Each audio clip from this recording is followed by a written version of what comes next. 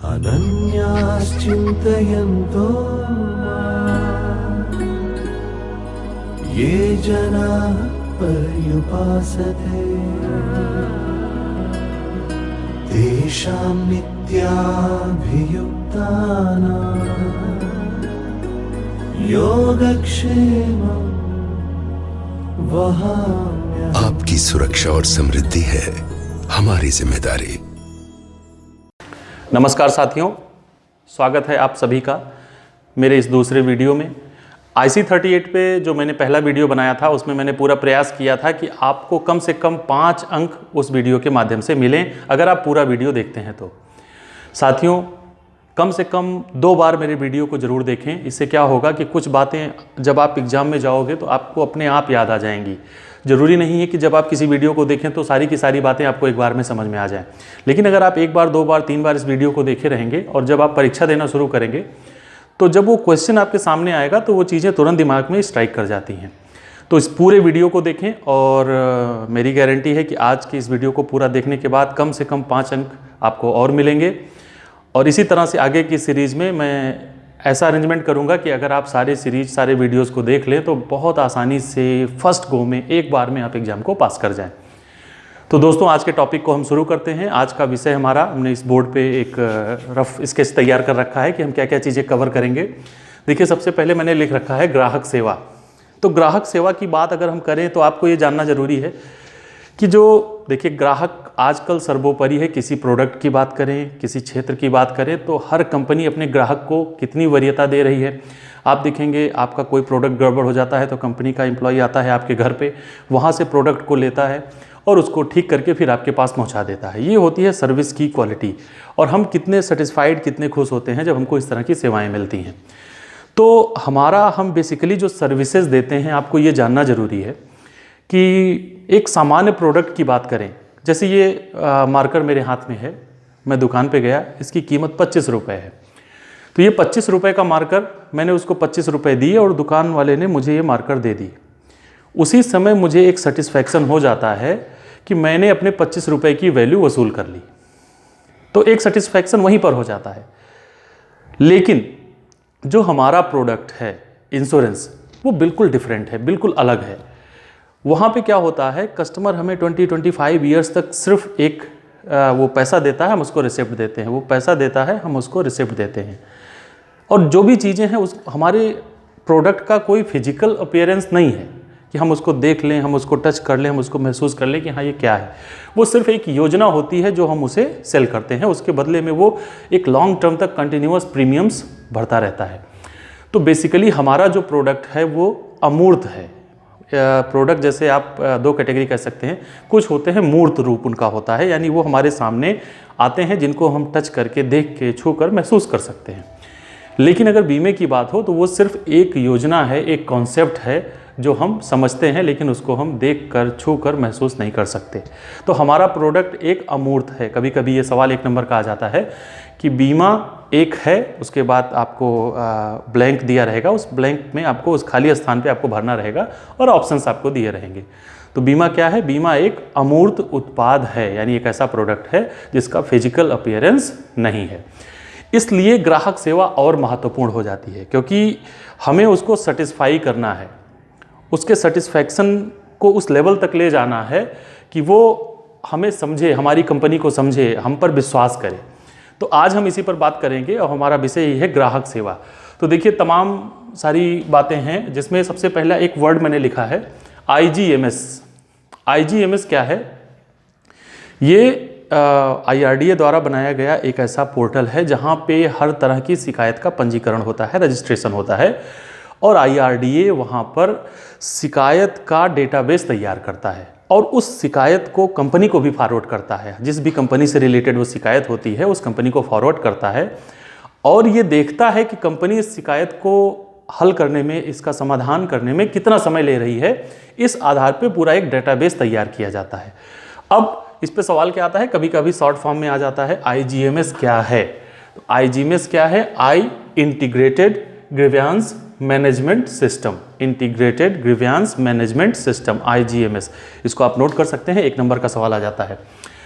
तो क्या है ये मैंने आपको बता दिया, आप बार बार रिपीट करने की जरूरत नहीं। आगे हम चलते हैं उपभोक्ता संरक्षण अधिनियम। उपभोक्ताओं के हित को सुरक्षित करने के लिए तमाम सारे कानून बने हैं, उसी में से एक कानून है उपभोक्ता संरक्षण अधिनियम 1986। ये सन याद रख लें, 1986 में बना उपभोक्ता संरक्षण अधिनियम। इसी तरह से आगे हम बढ़ेंगे तो बीमा लोकपाल और इसके अलावा उपभोक्ता फोरम, तमाम सारे ऐसे आयोग हैं जहां पर ग्राहकों की समस्याओं को सुना जाता है। तो हमने आपको पहले ही बताया क्योंकि हमारा प्रोडक्ट एक अमूर्त है, अमूर्त उत्पाद है, इसलिए इसमें शिकायतें होती रहती हैं, लोगों को सेटिस्फैक्शन नहीं होता, लोग समझते कुछ हैं और उनको लगता है कि हमारे साथ चीटिंग हुई। तो उनके पास ऐसे तमाम सारे प्लेटफॉर्म हैं जहां पर वो अपनी शिकायत को लेके जा सकते हैं।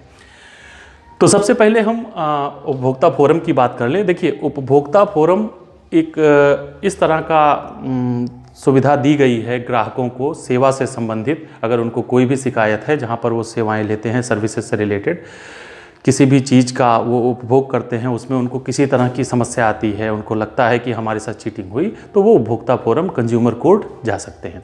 कंज्यूमर कोर्ट के पास जो शक्तियाँ होती हैं बिल्कुल सिविल कोर्ट के बराबर होती हैं। अब इसमें हम देखते हैं हमारे पास क्या है। सबसे पहले बेसिक लेवल पे होता है जिला फोरम। हाँ, हर डिस्ट्रिक्ट में जिला फोरम होता है जहां पर हम शिकायत को कर सकते हैं। जिला फोरम की जो लिमिट है वो 20 लाख रुपए तक की है, यानी आपको जो जिस भी प्रोडक्ट, जिस भी सेवा से संबंधित शिकायत है उसकी अधिकतम सीमा 20 लाख रुपए हो सकती है। अगर वो प्रोडक्ट का जो आपको लॉस हुआ है, जो आपके साथ चीटिंग हुई है, उस नुकसान की सीमा 20 लाख या इससे ऊपर की है, तो ये मामला जिला फोरम का ना होकर फिर राज्य आयोग में चला जाएगा। और राज्य आयोग की लिमिट कितनी होती है? 20 लाख रुपए से अधिक और 1 करोड़ रुपए तक। याद रखें, ये कभी कभी सवाल आ जाता है कि किस लेवल पे किस आयोग की लिमिट कितनी होती है। तो एक बार मैं रिपीट करता हूं, जिला फोरम की लिमिट 20 लाख रुपए तक। इसके बाद राज्य आयोग की लिमिट 20 लाख रुपए से ऊपर और 1 करोड़ तक, ये राज्य आयोग की लिमिट है। इसके बाद राष्ट्रीय आयोग होता है जो 1 करोड़ के ऊपर के मामलों में सुनवाई करता है। अगर आपका मामला 1 करोड़ के ऊपर का है तो उसकी सुनवाई सीधा सीधा राष्ट्रीय आयोग में होगी। तो ये आपकी सारी बातें उपभोक्ता फोरम से संबंधित हैं। और फिर एक बार आगे बढ़ते हैं और हम देखते हैं उपभोक्ता फोरम के बाद हमारे पास एक विकल्प और है जहां हम बीमे से संबंधित शिकायत कर सकते हैं। वो क्या है? बीमा लोकपाल। अगर यहाँ पे आप देखें, बीमा लोकपाल, और इसका स्थापना कब हुई? 11 नवंबर 1998। इस डेट को भी याद रख सकते हैं आप, कभी कभी आ जाता है सवाल। 11 नवंबर 1998 को बीमा लोकपाल की स्थापना हुई। अब बीमा लोकपाल के बारे में मैं आपको बताना चाहूँगा कि ये कोई ऐसी संस्था नहीं है जिसको संवैधानिक रूप से शक्तियाँ मिली हुई हैं। ये एक परामर्शदाता के रूप में, एक मध्यस्थ के रूप में कार्य करता है। ये आपको जानना जरूरी है। यहाँ पे मैंने लिख भी रखा है, ये एक मध्यस्थ या परामर्शदाता के रूप में, यानी ये अपनी सलाह देता है। ये दो पक्षों के बीच में समझौता कराने का प्रयास करता है कि अगर ग्राहक को कोई नुकसान हुआ है और वो जेन्युइन है, वो वाजिब है, यानी कंपनी ने कहीं ना कहीं उसके साथ चीटिंग की है, तो वो उसको सेटिस्फाई करने का प्रयास करता है, अपना निर्णय देता है। और उसका जो निर्णय होता है, लोकपाल के बारे में आप जान लें कि लोकपाल का जो निर्णय होता है, बीमा कंपनी उस निर्णय को मानने के लिए बाध्य होती है। बीमा कंपनी को उसका निर्णय मानना ही मानना है। लेकिन ग्राहक, जैसा कि मैंने पहले भी कहा, बीमा लोकपाल का जो इंश्योरेंस ombudsman, बीमा लोकपाल का जो निर्णय है या उसकी जो शक्तियां हैं वो कोई कोर्ट के बराबर या कोई संवैधानिक शक्तियां उसके पास नहीं हैं। उसका निर्णय मानने या ना मानने के लिए जो हमारा कस्टमर जिसको शिकायत हुई है वो स्वतंत्र है। वो चाहे तो माने, चाहे वो उसके बाद कंज्यूमर कोर्ट भी जा सकता है अगर वो सेटिस्फाइड नहीं है तो। लेकिन बीमा कंपनी को उसका निर्णय, लोकपाल का निर्णय मानना ही पड़ेगा। इसमें हम देखते हैं क्या क्या चीज़ें आ सकती हैं। देखिए, बीमा लोकपाल, ये सारी जो शिकायतें हैं ये निःशुल्क हैं। इनके पास जाने के लिए ग्राहक को किसी तरह का कोई शुल्क नहीं देना है। पहले तो आप ये समझ लें। कभी कभी सवाल आ जाता है कि क्या पैसा, कितने पैसे लगते हैं, तो आप सीधा सा समझिए कि लोकपाल के पास जाने के लिए या शिकायत करने के लिए कोई चार्ज नहीं है। निःशुल्क कोई भी व्यक्ति कर सकता है। व्यक्ति खुद जा सकता है, उसका कोई रिप्रेजेंटेटिव या फिर किसी के माध्यम से, वकील के माध्यम से वो कंज्यूमर कोर्ट में भी शिकायत कर सकता है। यहाँ पर भी उसका कोई चार्ज नहीं है। खैर, अब बीमा लोकपाल के पास जाने से पहले ऐसा नहीं है कि जो भी कोई भी शिकायत हुई सीधा आप बीमा लोकपाल पहुंच गए। उसके लिए कुछ नियम हैं। नियम क्या है कि बीमा लोकपाल के पास जाने से पहले आपने कंपनी को लिखित रूप से उस शिकायत के बारे में बताया हो। आपको जो भी परेशानी कंपनी से हुई, कंपनी के ग्राहक सेवा विभाग या जो भी उनका कस्टमर के सेवाओं के लिए जहाँ जो उनका फोरम है, वहाँ पे आपने अपनी शिकायत लिखित रूप में दर्ज कराई है या नहीं, कंपनी के अधिकारी को आपने अपनी समस्या से अवगत कराया है या नहीं कराया है। तो लिखित रूप में आपको शिकायत आप वहाँ पर दे चुके हो पहले, और उस शिकायत पे जो उन्होंने जवाब दिया उससे आप संतुष्ट नहीं हैं तो आप लोकपाल जा सकते हैं। या फिर 1 माह तक, याद रखिएगा, 1 माह तक कंपनी ने कोई उत्तर नहीं दिया आपको, कंपनी ने कोई, आपने शिकायत की और 1 माह तक कंपनी ने आपकी शिकायत का कोई सोल्यूशन नहीं दिया, उस पर कोई आपको रिस्पॉन्स नहीं किया, तो भी आप लोकपाल में अगले स्टेप पे आप जा सकते हो। ये 2 कंडीशन है। इसके अलावा एक कंडीशन और है कि लोकपाल के पास अगर आप शिकायत लेके जा रहे हैं तो आप जो भी आपको समस्या है उसको 12 महीने से अधिक नहीं हुआ होना चाहिए। आप 5 साल पहले की समस्या आज लोकपाल के पास लेके नहीं जा सकते, बीमा लोकपाल के पास। आज आप बीमा लोकपाल के पास जा रहे हैं तो जो आपको शिकायत है वो शिकायत आपको 12 माह के अंदर होनी चाहिए। यानी कंपनी को जब भी आपको जब समस्या हुई वो समय और जब आप शिकायत के लिए जा रहे हैं उन दोनों समय में 12 माह से ज़्यादा का गैप नहीं होना चाहिए। यानी फिर से मैं एक बार रिपीट करूँगा इन 3 बातों को। अगर बीमा कंपनी ने आपकी लिखित शिकायत को अस्वीकार कर दिया और आप उससे संतुष्ट नहीं हैं तो आप लोकपाल के पास जा सकते हैं। बीमा कंपनी ने आपकी लिखित शिकायत का 1 माह तक कोई उत्तर नहीं दिया तो आप लोकपाल के पास जा सकते हैं। और शिकायत जिस दिन आपको हुई उससे 12 महीने के अंदर ही आपको लोकपाल के पास जाना चाहिए। और एक बात और है, अगर आप लोकपाल के पास जाने से पहले कंज्यूमर कोर्ट चले गए तो फिर लोकपाल आपकी शिकायत को नहीं सुनेगा। इस बात को आप ध्यान रखें, क्योंकि आप उससे बड़ी संस्था में, उससे पावरफुल संस्था में जा चुके हैं और बीमा लोकपाल के पास कोई ऐसी पावर्स नहीं होती। तो जाहिर सी बात है जब आप कंज्यूमर कोर्ट चले गए तो फिर बीमा लोकपाल आपकी शिकायत नहीं सुनेगा। सीधी सीधी कंडीशन है कि किसी भी संवैधानिक फोरम पर आपकी शिकायत लंबित नहीं होनी चाहिए, तभी आप बीमा लोकपाल के पास जा सकते हैं। लोकपाल अपना डिसीजन 3 माह के अंदर दे देता है। जब आप उसके पास अपील करेंगे उसके 3 माह के अंदर वो अपना निर्णय दे देगा। और जो भी आपका जो लोकपाल का निर्णय होगा बीमा कंपनी उसको मानने के लिए बाध्य है। और ग्राहक अगर उस निर्णय को स्वीकार करता है तो उसको 15 दिन के अंदर, 15 डेज के अंदर कंपनी को लिखित रूप में सूचना देनी है और लोकपाल को भी हाँ ये निर्णय मुझे स्वीकार है। और बीमा लोकपाल की जो शिकायत की लिमिट है वो अधिकतम 20 लाख रुपए है। यानी 20 लाख रुपए से ज़्यादा के मामलों में बीमा लोकपाल सुनवाई नहीं कर सकता। इससे ज़्यादा के मामले सीधा सीधा आप कंज्यूमर कोर्ट या जो भी अन्य कोई फोरम हो वहाँ जा सकते हैं। लेकिन बीमा लोकपाल की सीमा 20 लाख रुपए तक ही है। और कुल 12 बीमा लोकपाल इंडिया में कार्यरत हैं, कार्य कर रहे हैं और सबका क्षेत्र है। जिस क्षेत्र से संबंधित आपकी शिकायत होगी उस बीमा लोकपाल के पास आप जाएंगे। इसके बाद दोस्तों आगे बढ़ते हैं। हम यहाँ पे एक और पॉइंट है अभिकर्ता की नियुक्ति। देखिए जैसा कि मैंने कहा अभिकर्ता की नियुक्ति से संबंधित कुछ नियम बने हुए हैं। हमारा जो देखिए सीधी सी बात है, हमारा प्रोडक्ट ऐसा है कि यहाँ पे हर चीज़ को बहुत सोच समझ के जो अभिकर्ता कौन अभिकर्ता है, इंश्योरेंस का कार्य करेगा, क्या वो ग्राहक की अपेक्षाओं पर खरा उतरेगा, क्या वो उनको सही समझा पाएगा। ऐसा तो नहीं है कि वो मिसलीडिंग फैक्ट्स को ग्राहक के सामने रख दे। इसलिए उसकी नियुक्ति से संबंधित भी तमाम सारी प्रक्रिया है जिसके बारे में जानना जरूरी है, जिस पर सवाल आते हैं। तो अभिकर्ता नियुक्ति के बारे में बात करें तो जब कोई भी अभिकर्ता ये IC 38 की जो परीक्षा है, 50 नंबर की परीक्षा है, इसको पास कर लेगा तो उसको एक सर्टिफिकेट जारी हो जाएगा। पास होने का एक प्रमाण पत्र मिल जाएगा कि इस व्यक्ति ने इस डेट में परीक्षा दी, इतना अंक प्राप्त हुआ, उसको वो सर्टिफिकेट मिल जाएगा इंश्योरेंस इंस्टीट्यूट द्वारा। अब वो सर्टिफिकेट उसको मिल गया, फिर वो क्या करेगा, कंपनी में एक प्रारूप है जिस पे वो आवेदन करेगा अपने अभिकरण के लिए कि मुझे कोड लेना है इस कंपनी में इंश्योरेंस का कार्य करने के लिए। तो जब वो आवेदन करेगा, आवेदन देने के बाद जो भी फॉर्मेलिटीज़ हैं, सारे फॉर्म्स, अपने सारे डॉक्यूमेंट्स वो लगा के अपना आवेदन देगा फॉर्म के साथ, उचित फॉर्म के साथ। और आवेदन कंपनी में प्राप्त होगा, उसके 21 दिन के भीतर कंपनी को, जो भी कंपनी के नियुक्त अधिकारी हैं जिनको करना है, जिनको कोड अलॉट करना है, वो 21 दिन के अंदर या तो उस व्यक्ति को कोड देंगे या तो उसको कारण बताते हुए रिजेक्ट कर देंगे कि हम आपको इस वजह से कोड नहीं दे सकते, क्योंकि उसमें कई सारे फैक्टर्स होते हैं। खैर, तो ये दिन याद रखें, 21 दिन आपने कंपनी में आवेदन किया, कंपनी का अधिकारी 21 दिन के अंदर आपको रिस्पांस देगा कि या तो आपको वो नियुक्त कर देगा अभिकर्ता के रूप में कार्य करने के लिए, आपको कोड अलॉट कर देगा, और या तो फिर आपका आवेदन निरस्त कर देगा। अब अगर कर दिया तो ठीक है, उसके बाद आप कार्य करेंगे। लेकिन अगर मान लीजिए उसने आपके आवेदन को निरस्त कर दिया, उसने कहा कि नहीं, हम आपको इस वजह से, कोई भी कारण बताते हुए उसने कहा हम आपको कोड नहीं दे सकते, तो उसके बाद हर कंपनी में एक अपीलीय अधिकारी होता है। तो आप अपीलीय अधिकारी के पास पुनः आवेदन कर सकते हैं अपने कारण बताते हुए, अपने उत्तर को देते हुए कि नहीं, मैं अभिकरण लेना चाहता हूं, जो कारण आपने बताया है। अगर उसके बदले में आप कुछ भी कहना चाहते हैं, अपना पक्ष रखना चाहते हैं, तो उसके साथ आप अपीलीय अधिकारी के पास अपनी बात रख सकते हैं। अपीलीय अधिकारी आपके आवेदन पे 15 दिन के अंदर निर्णय देगा।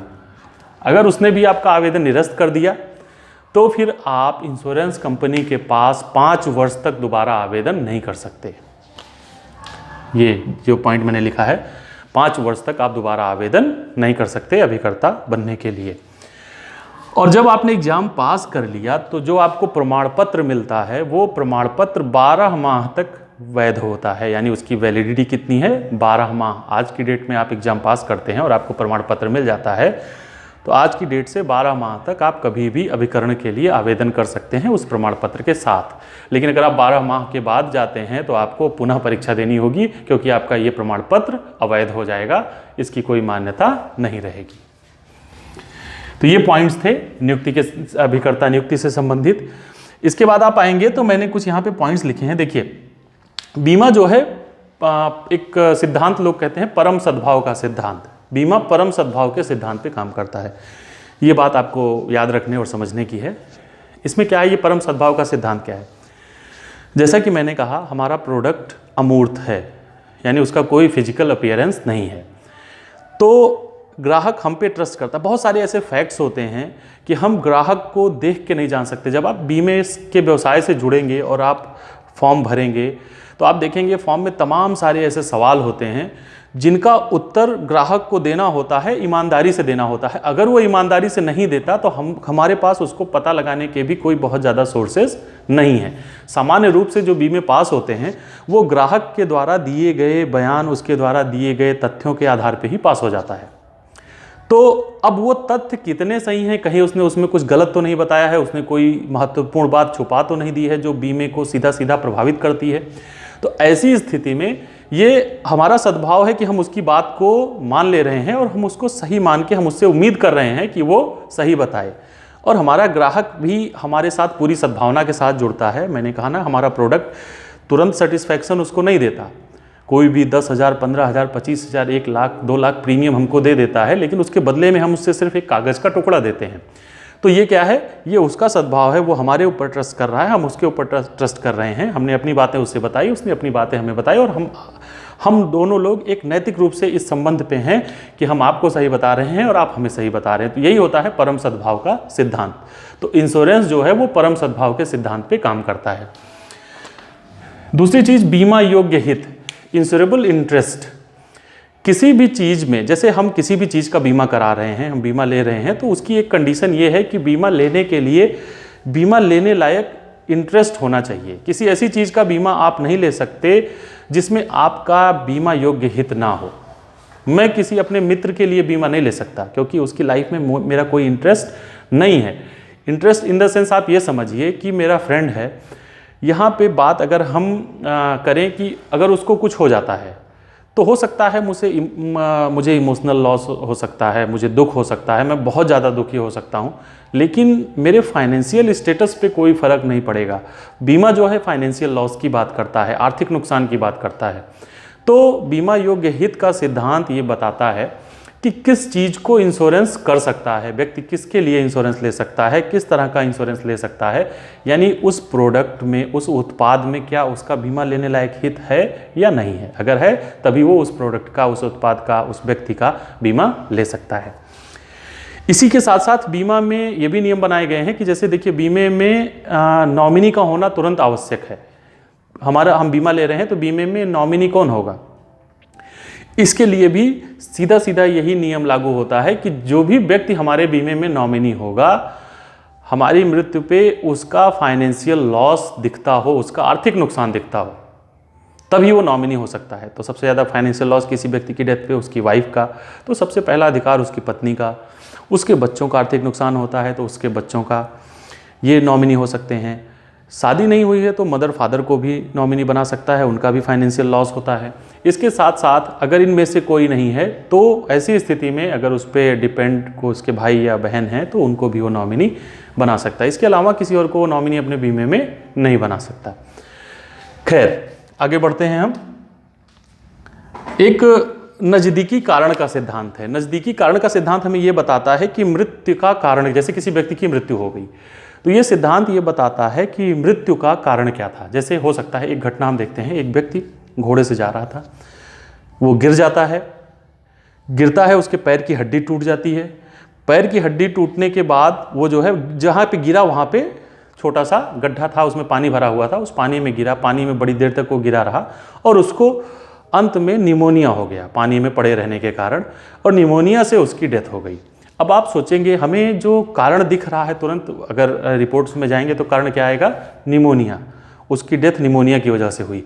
लेकिन अगर हम मृत्यु के नज़दीकी कारण की बात करेंगे तो उसका कारण क्या था, घोड़े से गिरना, क्योंकि घोड़े के गिरने की वजह से उसके पैर की हड्डी टूटी और पानी में वो पड़ा रहा, वहाँ से निकल नहीं पाया। तो इसे कहते हैं नज़दीकी कारण का सिद्धांत, यानी मृत्यु का नज़दीकी कारण क्या था। खैर, इसके बाद हम अपने अगले पॉइंट पे चलेंगे और अगले वीडियो में हम और भी बहुत सारी चीज़ें कवर करेंगे। वित्तीय नियोजन से संबंधित, फाइनेंशियल मैनेजमेंट कैसे करना है, क्या होता है। फिलहाल ये कोई ट्रेनिंग की बात नहीं है, ये सिर्फ एग्जाम पास करने से रिलेटेड होगा, तो इस पर थोड़ा सा मैं बात कर लेता हूँ। देखिए, वित्तीय नियोजन की अगर हम बात करें, एक टाइप से आगे के टॉपिक का इंट्रोडक्शन, जिसमें हम फिर आगे बीमा के प्रोडक्ट्स के बारे में पढ़ेंगे, प्रोडक्ट टाइप क्या होते हैं उसके बारे में पढ़ेंगे। तो इसमें वित्तीय नियोजन में हम देखेंगे, एक किसी भी व्यक्ति का एक लक्ष्य होगा, उसी के लिए उसको वित्तीय नियोजन, फाइनेंशियल मैनेजमेंट करना होगा। तो किस तरह के लोगों के लक्ष्य हो सकते हैं, देखिए, एक तो हो सकता है दीर्घकालिक, यानी लॉन्ग टर्म।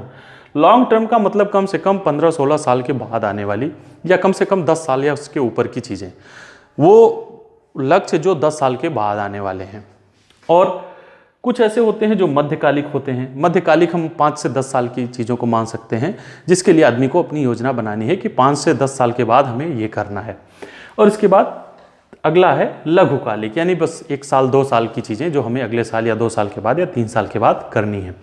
क्या क्या चीज़ें हो सकती हैं, अगर मैं उदाहरण बताऊंगा तो शायद आपको समझ में आ जाए। जैसे लघुकालिक लक्ष्य में हम देखें, किसी को बाइक खरीदनी है, किसी को कार खरीदनी है, तो ये 1 साल 2 साल 3 साल की प्लानिंग आदमी इसके लिए कर सकता है, या 4 साल 5 साल पे भी इसकी प्लानिंग कर सकता है कि हम कैसे अपना फाइनेंशियल मैनेजमेंट करें, हमारे पास जो इनकम है उसमें से किस तरह से पैसे बचाएं कि हम अपने इस लक्ष्य को पूरा कर पाएँ। जो भी हमारा, अगर एक मोटरसाइकिल खरीदनी है हमको किसी ट्रिप पे जाना है अच्छी जगह पे, जहाँ पे जिसका बजट 5 लाख 6 लाख होगा फैमिली के साथ, तो हमें उसके लिए 1 साल 2 साल 3 साल अपनी सेविंग्स को किस तरह से मैनेज करना है कि हम उस लक्ष्य को पूरा कर पाएँ।